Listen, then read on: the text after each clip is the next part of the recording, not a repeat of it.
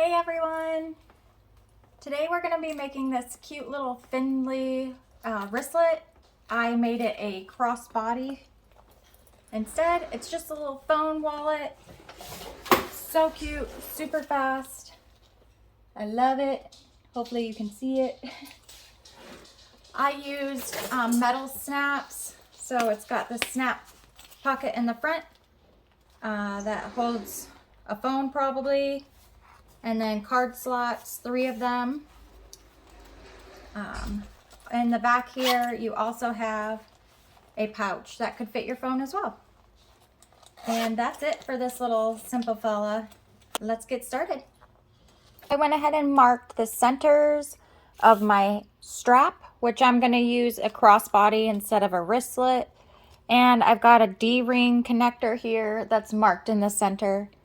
I also cut this in half so it's not so thick because I'm using vinyl. I got out my snaps and my snap setter as well.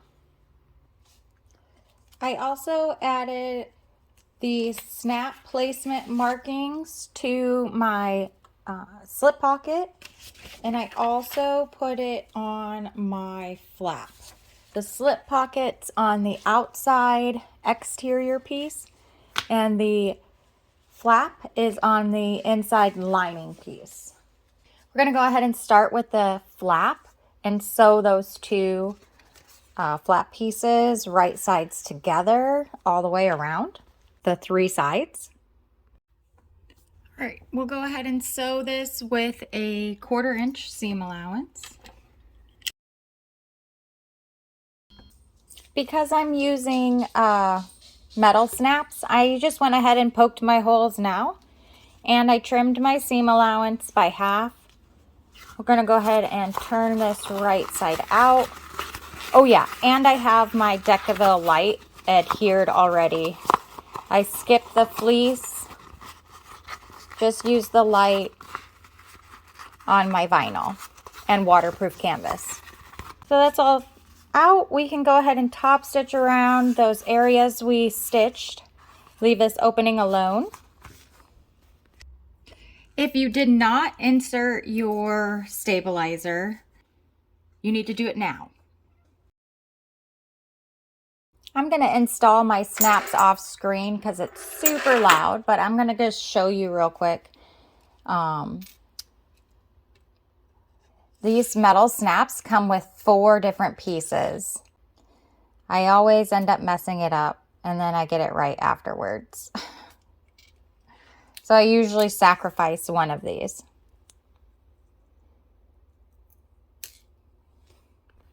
Okay, I think I have them lined up right. So your donut shaped one gets the flat side. Your little nubby one, you can't even see in my hands. It's so tiny.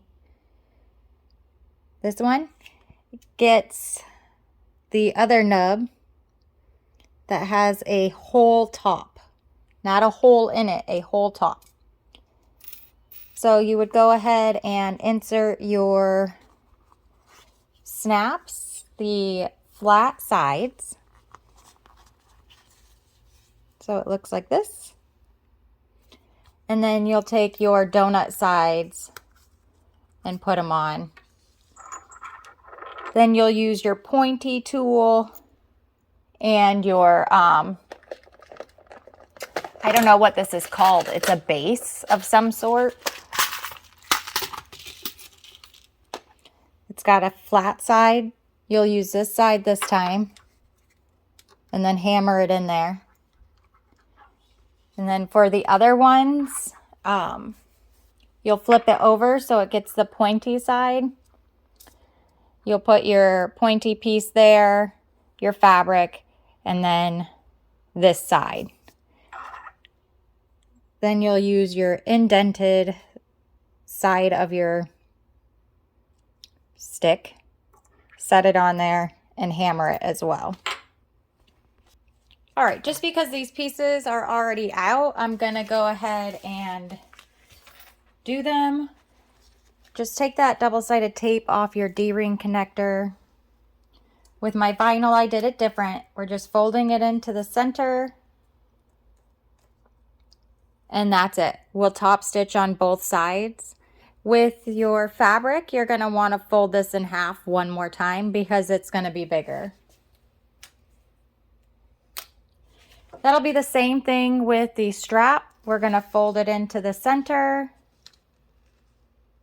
on both sides. Fold it over again. And then hide that raw edge. So it'll be like that.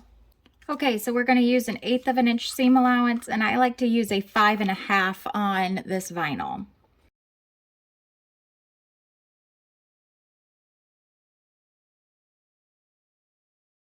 We'll go ahead and grab that D-ring connector, and we'll stitch that as well.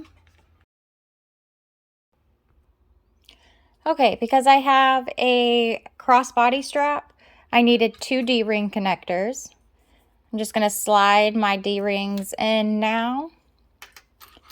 These will go with the seam side up through these connectors and enclose those seams.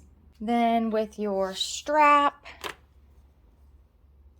you can go ahead and take your adjustable strap slide, stuff it up and over, and wrap it around the middle bar.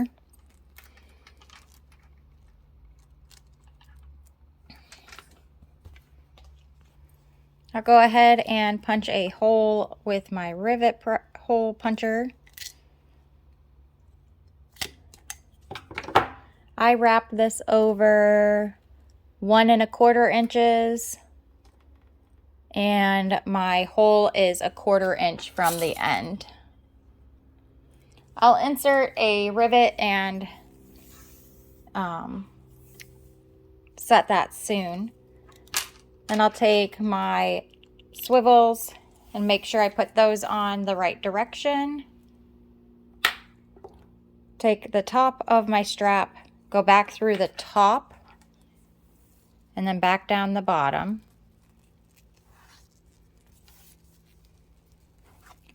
So now you have this. Take that last swivel, slide it on, and wrap it around as well. I like to try to keep those even. So I'll wrap this 1 1/4 inches and then punch a hole about 1/4 inch from the end. Okay, I'm going to go install my rivets and I'll be right back. I'm going to use waterproof canvas for my card slots. So here's my piece. I'm just going to take it wrong side up and fold it wrong sides together. You want those long edges to meet this time. Then I'll just put a couple clips on here.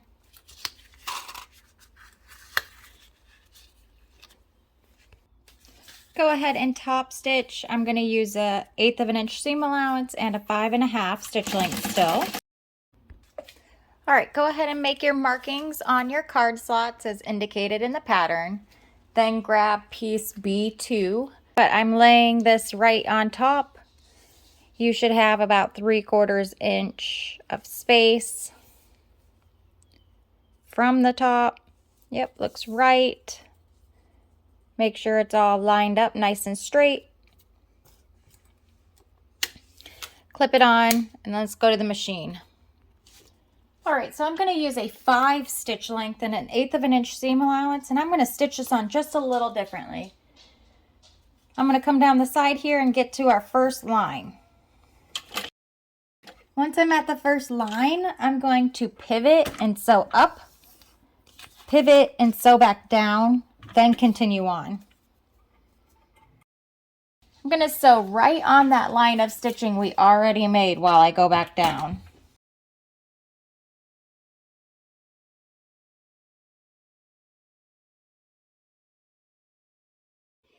All right, go ahead and fold this in half to find the center. Go ahead and grab your flap and find the center of that. With your flap facing right side up, go ahead and match up your center marks. Go ahead and grab B1 and take the bottom edge of V1 if you have a directional fabric and line it up right sides together with the top edge of B2. Clip it all together and then to the machine. We'll go ahead and use a 1/2 inch seam allowance and a 4 stitch length for this part.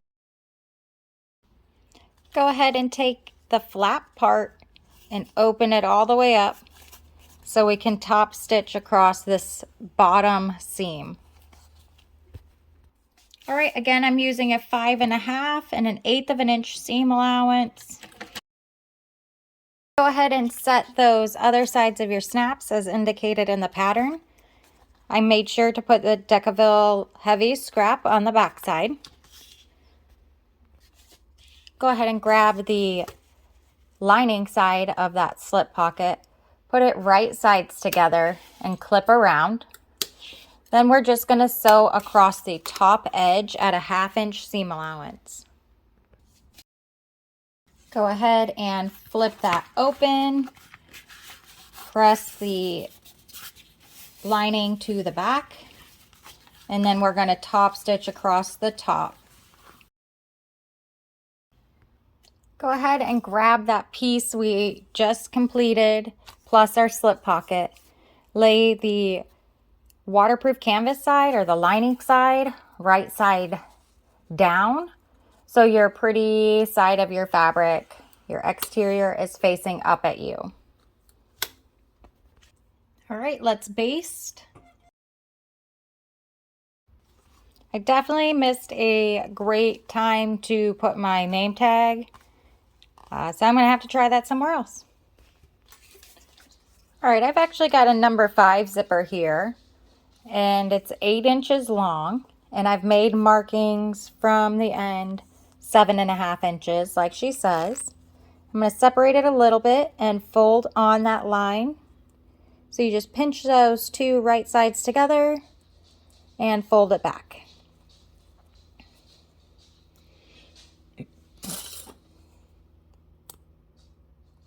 Same thing on the other side. Then we'll baste these down. Okay, so I'm going to go ahead and slide my zipper pull on. I went ahead and took my vinyl zipper tab and cut it in half because I have vinyl. And I'm just going to have raw edges. So I'm going to fold my zipper tab in half and then slide it in to that fold. And then we'll top stitch. I'm going to actually start with a lining piece and a strip of double-sided tape. I found the center and I made a clip into my lining. I'm going to have my zipper with my pull and zipper teeth right side up and the teeth or the pull to the right. Then we're going to lay the front right on top. Actually, I'll flip it over and match it up here, and then we can clip this on. And we'll need to stitch. Okay, I'm sewing with the lining side up and I'm at a 4 stitch length. I'm going to move my zipper pull out of the way. Do not top stitch yet. Grab your second lining, put that double-sided tape across the top if that's the way you want to do it. Pull off your backing. I don't even bother finding the center on this one. I just match up the linings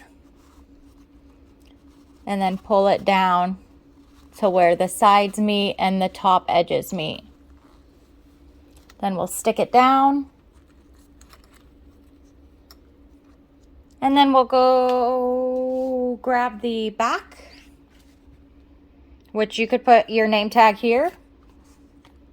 Put it right sides together with the other lining piece.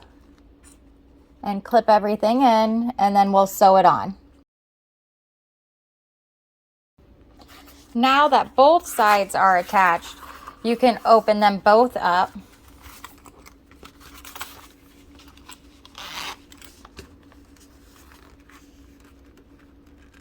Fold them over for safekeeping if you'd like, and clip it. Now we're going to top stitch starting at one zipper seam, going all the way down to the zipper tab bottom, going across that bottom and coming all the way back up to the other zipper tab. Sorry, the zipper end. Don't go all the way over into this area up here.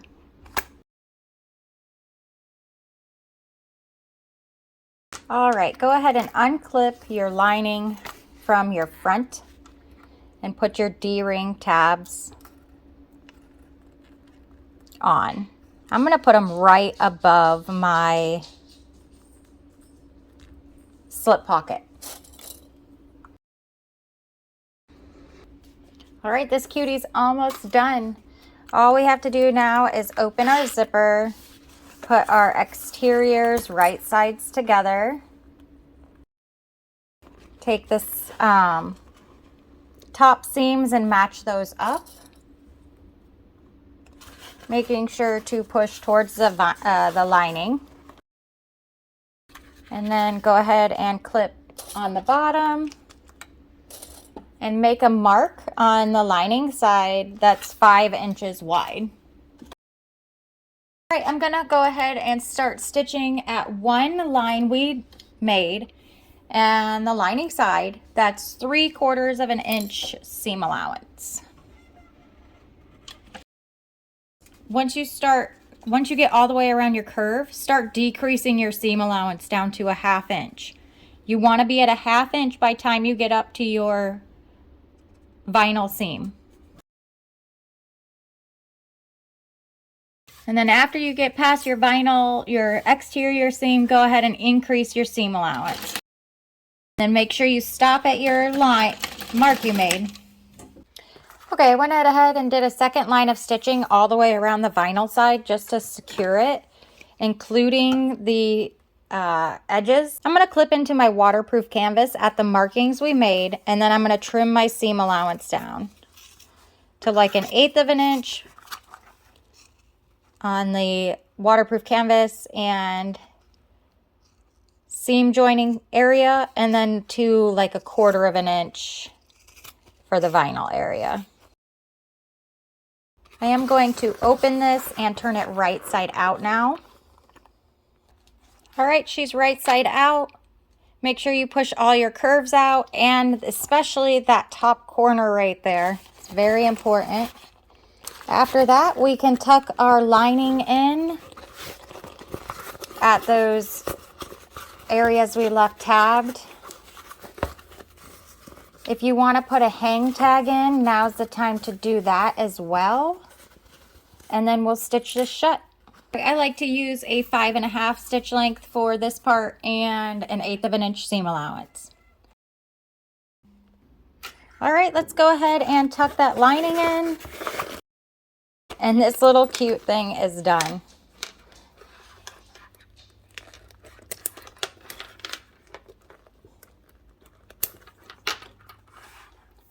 There you go.